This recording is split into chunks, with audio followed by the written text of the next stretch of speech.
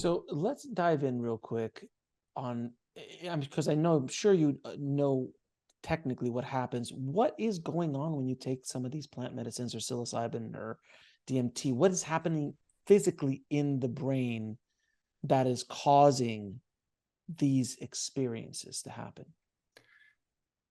So this has been one of the things that science has really focused on to help understand, because we live in a world where, materialist, reductionist scientific inquiry is very important. Yeah, And so my understanding includes and transcends those understandings. sure. So what's happening is a variety of different things depending on the medicines that you're on, right? So each one has different mechanism of action. So it has a different kind of nature to it.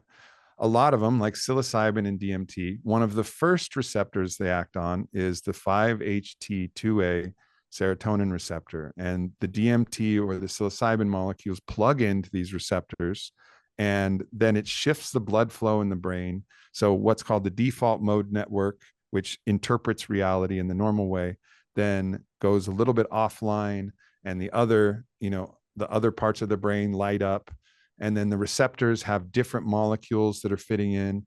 And so you can look at what's happening there, but it doesn't really explain what else is happening. And Sure. that's only one of the receptor sites. Like, I just Mhm. spoke with Jim Fadiman, who's one of the pioneers in psychedelic research, and I was talking to him about 5-HT2A, and he was like, well, that's just one of the receptors, and we've just proven that, and there's been an overemphasis on that receptor. But you got to realize that there's 1.54 quadrillion molecules in 1 microgram, 1.54 quadrillion molecules in a microgram, which is enough for hundreds to go to every cell of your body.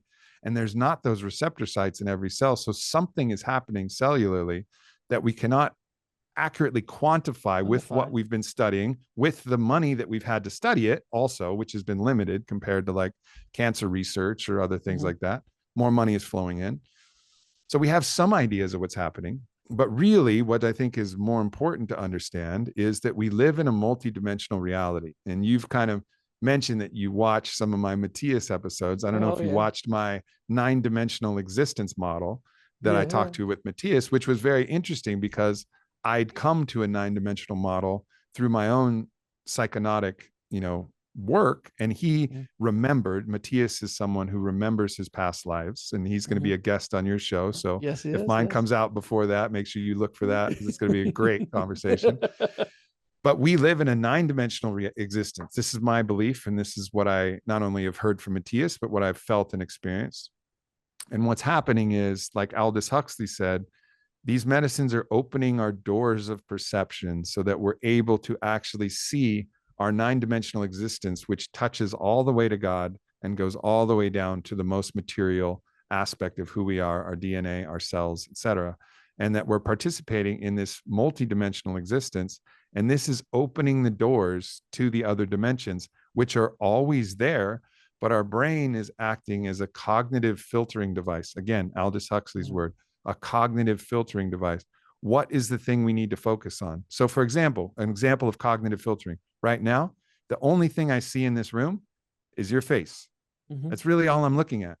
But there's a painting above me over there. There's people who are walking around outside. There's a flashing light on this video game basketball thing that I have in my office over there. There's all kinds of things, but I'm not paying attention because I'm focusing on here, like what's important.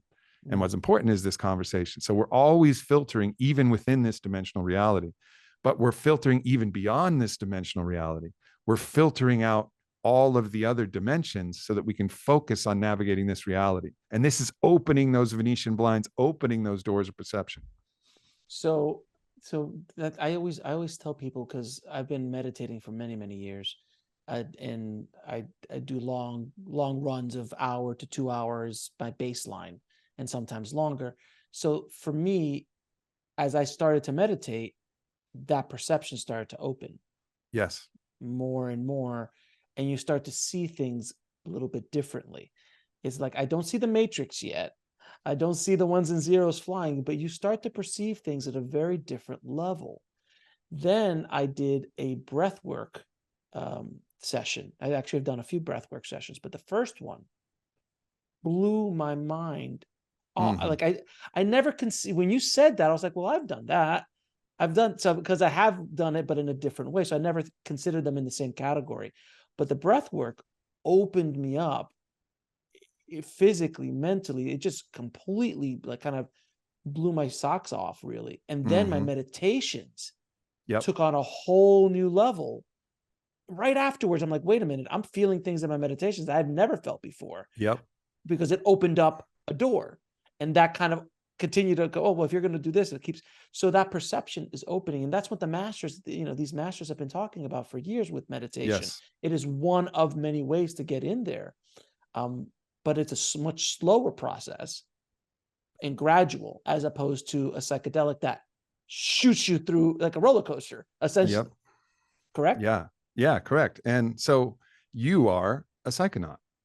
Like you are. You're someone who uses practices and technologies like meditation and breath work to explore regions of your consciousness that were previously unexplored. So that's the definition of a psychonaut. Like an Mhm. astronaut explores the Psych. astral realm of Right. all of the of space, you're exploring your psyche and Yeah. you're exploring your consciousness and you're using the technologies of psychonautics, of meditation and breath work. And you found that the synergy between them has been supportive. And I think that's also something that I think the masters are missing is that all of these things can work together in harmony.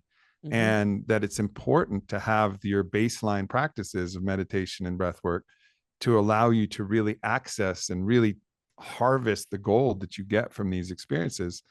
But I would venture to say that if you do feel called at some point to experience psychedelic medicine and do ayahuasca or something like that, you'll be able to bring those lessons and that access point into your meditative practice, and your meditation will actually accelerate just as it did with breath work.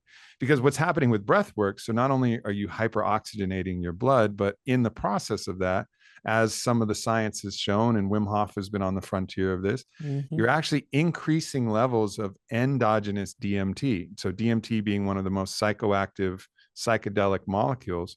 But we've proven now with some of the research coming out from John Dean and some different research that DMT is endogenous. It's produced within the cerebral spinal fluid of our own bodies, and breath work actually increases the availability of it. Now, it has a very short lifespan. So, once exposed to oxygen and once removed from the body, it degrades very quickly. So, it's been very difficult to study this and actually prove it, but it's been proven now. And it's been proven that breath work actually increases that. So you're having your own endogenous DMT trip. You're getting high on your own supply, basically, Hmm. and that's Like Wim opening up. has says. Yeah, like Wim Exactly. says. That Wim says that all the time. Yeah. So that's a way for you to access these levels without actually having to take any substance other than an increased quantity of air. And that's the pathway to get there. To watch the full video, click on the link below. And don't forget to subscribe.